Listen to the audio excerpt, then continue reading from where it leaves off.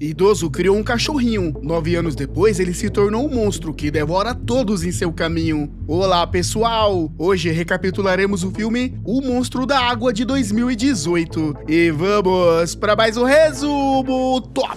A história tem início no ano de 1506, quando Jung-Jong lidera um exército de rebeldes para derrubar o rei e assumir o controle absoluto do reino. Sob sua liderança, um regime implacável se estabelece, agravado pelo surgimento de uma praga devastadora.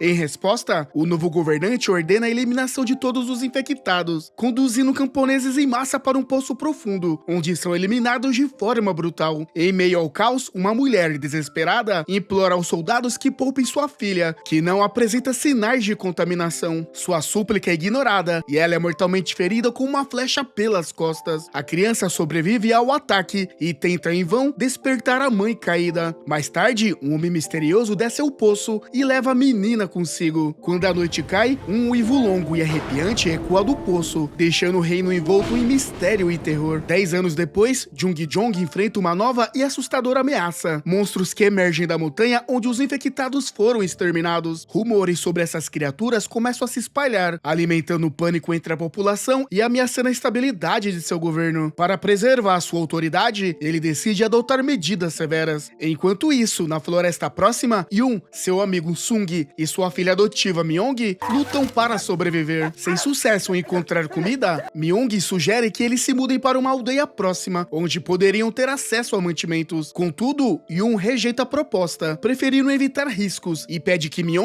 busque verduras no jardim para preparar uma sopa simples. Enquanto Myung está fora, um estranho aparece no pátio da casa, espreitando pelas janelas. Desconfiada, Myung rapidamente pega seu arco e o aponta para o intruso, exigindo que ele se identifique. O homem revela ser Hur e afirma estar em busca de alguém que tenha servido na guarda pessoal do rei. Nesse momento, Sung se aproxima e sem querer assusta Myung, que em um ato impulso dispara uma flecha contra o estranho. Ele desvia do ataque e observa a garota atentamente, sugerindo uma faísca de paixão entre eles. No meio da confusão, Yun aparece, anunciando que veio a pedido de Jung-Jong. A revelação surpreende Myung, pois seu pai Yun, na verdade, era os melhores guardas do rei. Apesar disso, Yun deixa claro que não pretende retornar à sua antiga função e ordena que o intruso se retire. Durante o encontro, Jung-Jong faz uma visita inesperada à casa de Yun e relembra os eventos de 10 anos atrás. Naquele tempo, Yun chegou ao palácio carregando a menina nos braços para provar que ela não estava infectada, mas os guardas do rei reagiram com violência. Apenas Sung defendeu Yun e, embora o rei tenha optado por perdoar os soldados, os três foram banidos. Agora Jung-Jong pede novamente a ajuda de Yun para enfrentar um monstro aterrorizante que está espalhando medo pelo reino. Ele devolve a espada a Yun, solicitando que ele lute em nome do reino mais uma vez. Após uma noite de reflexão e claro, Yun decide retornar ao seu antigo trabalho. Enquanto isso, os xamãs realizam um ritual à beira do rio, na tentativa de purificar a terra e afastar o monstro. No entanto, eles são atacados e a água do rio se transforma em um assustador tom de vermelho. A tragédia é testemunhada por uma menina que consegue escapar com vida. Quando o trio chega ao reino, ficam surpresos ao ver a capital em estado de abandono. Logo após sua chegada, são convocados para inspecionar uma nova cena de crime perto do rio. Lá encontram os corpos mutilados dos xamãs, com membros arrancados. Durante a inspeção, Yun nota marcas de cordas nos tornozelos das vítimas e decide interrogar a pequena testemunha. No entanto, a menina dá respostas confusas e invasivas. Desconfiados, Yun e Sung decidem seguir a garota para descobrir o que ela realmente sabe. Eles a observam receber uma bolsa de um homem encapuzado, que se afasta rapidamente. Ao segui-la até uma casa, encontram a menina servindo comida a um grupo de crianças pequenas, retirada da mesma bolsa. Pressionada, ela confessa que mentiu sobre os eventos no rio em troca de comida. Apesar de não ter visto o monstro, acredita em sua existência. Enquanto isso, outro ataque acontece nas montanhas. Yun e Sung investigam a nova cena e encontram marcas de faca e estranhas bolhas nos corpos das vítimas. Os homens percebem algo perturbador. Um dos homens está pendurado em um galho de uma árvore alta, em uma posição impossível para qualquer humano alcançar. Após examinar os corpos, Yun relata ao rei que os ferimentos foram causados deliberadamente por facas, numa tentativa de simular o ataque de um monstro. Entretanto, ele também observa que todas as vítimas estavam infectadas por uma doença desconhecida. Utilizando o rato como cobaia, descobre que o contato com o cadáver é letal. O animal desenvolve feridas rapidamente e morre em poucas horas. Alarmado, Jung-Jong ordena a formação de um grupo de busca, com Yun no comando, para localizar o suposto monstro. Contudo, as autoridades disponibilizam apenas 100 soldados e exige que voluntários sejam recrutados entre os camponeses. Muitos homens são forçados a se juntar à expedição, enquanto as mulheres permanecem na capital. Durante a formação do grupo, Yun fica irritado ao descobrir que sua filha adotiva se disfarçou de guarda para participar da missão. Apesar de sua oposição, ela acaba seguindo com o restante do grupo. A busca começa nas montanhas, onde o grupo examina cuidadosamente os arredores. Não encontram nada que confirme a presença do monstro, exceto uma substância rosa misteriosa que pinga das árvores. Suspeitando que a situação pode piorar ao anoitecer, Yun decide que é mais seguro retornar à cidade antes que a escuridão os envolva. Jin, o comandante do exército real, insiste em prosseguir com a busca. Myong diz ao pai preocupada que não encontraram nenhum osso humano no caminho, e isso pode significar que a criatura está faminta. Ignorando as preocupações de sua filha, Yun ordena ao grupo que se prepare para continuar. Enquanto isso, no palácio, o rei conversa com seu conselheiro e revela seu plano. Uma vez que a busca termine, ele pretende divulgar que não há monstro algum, visando restaurar a confiança do povo nas autoridades. O rei está convencido que os ataques foram orquestrados por alguém, sempre sob a cobertura da noite. Durante a expedição, Yun e seu grupo encontram um homem voluntário perdido. Sung o segue e acaba descobrindo um penhasco com vestígios recentes de um estranho fluido vermelho. Quando o restante do grupo chega, Myong sente uma estranha sensação de familiaridade com o local. É nesse momento que encontra uma enorme pegada no chão, deixando claro que a criatura é real. Yun ordena que avance em direção ao penhasco para continuar a busca. Enquanto isso, Jin, um oficial com intenções obscuras, dá uma ordem chocante: eliminar todos os camponeses voluntários do grupo. Após a execução desse ato bárbaro, ele instrui alguns soldados a retornarem ao palácio. O grupo liderado por Yun avista um sinal de fogo no céu, indicando que Jin encontrou algo. O grupo se prepara para enfrentar o que parece ser o temido monstro. Alguns segundos depois, o grupo é surpreendido por uma chuva de flechas, e os soldados de Jin massacram os camponeses restantes sem piedade. Durante o caos, Hur enfrenta os guardas e consegue salvar Myong. Apesar de sua bravura, Hur e Myong acabam capturados e amarrados juntos. O líder dos soldados revela a chocante verdade: o monstro nunca existiu. Ele explica que os soldados têm exterminado os camponeses para manter o povo aterrorizado e submisso. Além disso, ele confessa que há 10 anos, a suposta praga foi fabricada para ajudar Junjong a consolidar seu poder. Ao ouvir isso, Myong relembra os trágicos eventos de sua infância e tenta desesperadamente se libertar. Em um ato cruel, o líder empurra Myong e Hur do penhasco. Por um fator de sorte, a dupla consegue sobreviver. Yun, tomado pela fúria, promete vingar-se de seus agressores. Antes que ele consiga reagir, é golpeado na cabeça, enquanto os soldados recebem ordens para examinar os membros restantes do grupo. No entanto, a situação muda repentinamente. Uma respiração pesada ecoa pela escuridão, seguida pelo som de garras gigantes rasgando a rocha. Uma enorme criatura surge, subindo rapidamente até o topo do penhasco. Coberto de feridas e bolhas, o monstro ataca com uma fúria avassaladora. Os soldados aterrorizados tentam enfrentá-lo, disparando flechas que não causam nenhum efeito. O monstro, indiferente às armas, avança com velocidade impressionante.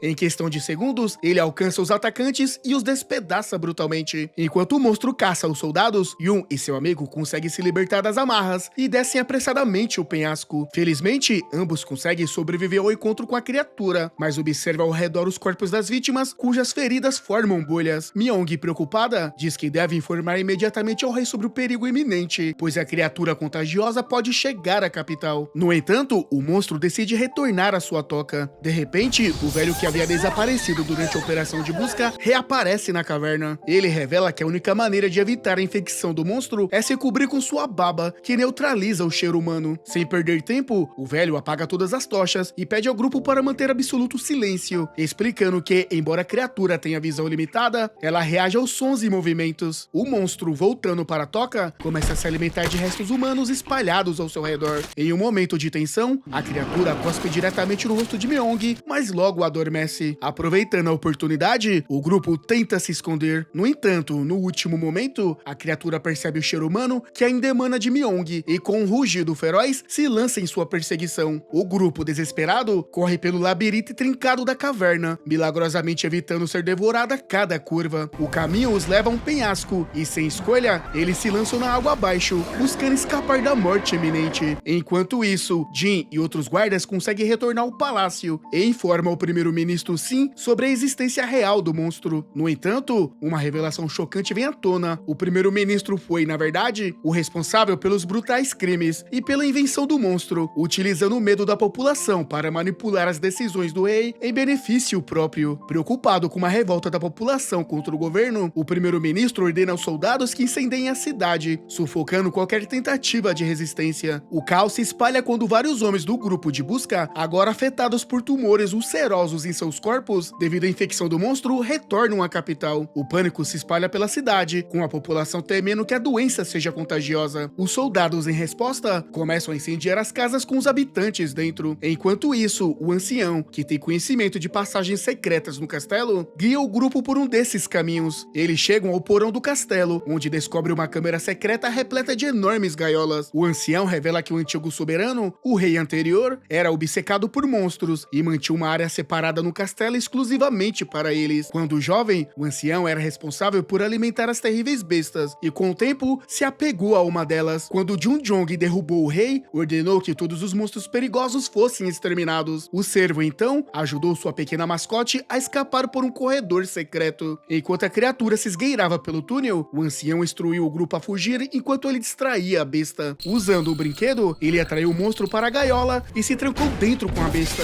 A criatura lançou um olhar de ódio para o ancião e o destruiu. Logo depois, a besta facilmente se libertou da gaiola e saiu em busca do restante do grupo. O primeiro-ministro se dirigiu ao povo, prometendo ajudar aos feridos e abrigos para os que perderam suas casas no incêndio. Ingênuo, o povo agradeceu, acreditando estar sendo salvo de mais uma calamidade. O grupo de Yun finalmente chegou aos aposentos do rei e informou que o monstro era real. Nesse momento, Sin entrou na sala acompanhado de seus guardas armados e prendeu a equipe de Yun. O primeiro-ministro planeja difamar Yun, culpando pelo incêndio na capital, com o objetivo de destronar o rei, que já perdeu a confiança do povo, e executar os prisioneiros. Porém, nesse momento, o monstro aparece e ataca os soldados, derrotando-os com facilidade. Enquanto isso, no pátio, Myong finge ter uma terrível coceira e os outros acompanham a cena, distraindo os guardas. Ela consegue se libertar silenciosamente e, aproveitando a confusão, golpeia seus oponentes. Também aproveitando a confusão, Junjong e Yun também escapam dos guardas. O primeiro-ministro então envia todos os soldados do reino para lutar contra o monstro. Finalmente, a criatura é contida por enormes cordas e o rei é encontrado por seus leais servos. Yun ordena que esconda sua majestade em um local seguro. Por outro lado, Sin manda que os soldados levem o monstro para fora do castelo, com a intenção de destruí-lo publicamente diante da multidão. No entanto, a besta se liberta violentamente e seu fluido vermelho salpica os guardas, que imediatamente ficam febris e têm os corpos cobertos de feridas numerosas. Quando os protagonistas chegam ao local, eles decidem armar uma armadilha para o monstro em uma cela no porão. Apesar dos protestos de seus entes queridos, Yun decide ser a isca viva para capturar a besta. Enquanto isso, os atacantes da vila atacam o palácio, em busca de refúgio do contágio que infestou suas casas. Myong os informa sobre a presença do monstro no palácio e pede ajuda para fechar a saída para a aldeia. Além disso, revela que Sin é o responsável pelo incêndio e pela morte de seus entes queridos. Enfurecidos, os aldeões capturam o primeiro-ministro e o levam para dentro do castelo, fechando as portas e deixando-o para ser devorado pelo monstro. Yun acende um sinalizador para chamar a atenção da criatura, enquanto Sung e Hur colocam barris de explosivos no porão. Jin, coberto de feridas, aparece planejando sua vingança. Durante uma intensa luta, Hur consegue atravessar o vilão com sua espada, mas Jin permanece firme, decidido a não se render. No calor da batalha, Myong corre para o porão e com uma flecha acaba com Jin. Nesse momento, Yun parece estar sendo perseguido pela besta. O grupo acende o pavio e foge apressadamente para a superfície. Antes de deixar o porão, Yun percebe que as chamas do pavio se apagaram. Ele empurra seu melhor amigo para fora e pede que cuide de Myong. O guerreiro se tranca no porão com o monstro e, com um gesto de coragem, lança sua tocha nos barris de explosivos. Uma violenta explosão sacode o castelo e, ao perceber que seu pai ficou para trás, Myong entra em pânico. Logo depois, o povo abre as portas do castelo e Myong tenta desesperadamente encontrar seu pai entre os escombros. De repente, ouve alguém respirando sobre as tábuas e descobre que Yun ainda está vivo. O povo da aldeia se junta para remover os escombros e resgatar o guerreiro. Myong, feliz, se reúne com seu pai e todos celebram a vitória. No final da história, Myong decide permanecer no palácio ao lado de seu amado Hur, enquanto seu pai e seu amigo optam por voltar para casa e seguir com suas vidas normais. No caminho de volta, Sung pergunta a Yun como ele conseguiu sobreviver. Ele revela que, no último momento antes da explosão, conseguiu se segurar uma corda que o fez voar para longe do perigo. A moral da história revela como o medo e a manipulação podem ser usadas para controlar um povo, mas também mostra que a verdade e a justiça, por mais difíceis que sejam, eventualmente morte prevalecem. O poder absoluto, fundado no sofrimento dos inocentes, acaba por gerar o caos, que se volta contra aqueles que o criam. E por último, a vingança e a busca pela liberdade alimenta a resistência contra o regime opressor. E assim, chegamos ao final da história. E galera, de 1 a 10, qual seria a sua nota para esse filme? E se você não gosta de comentar, deixa o like pra me saber se você tá gostando do vídeo. Principalmente você que chegou até aqui. Vou ficando por aqui e até a próxima.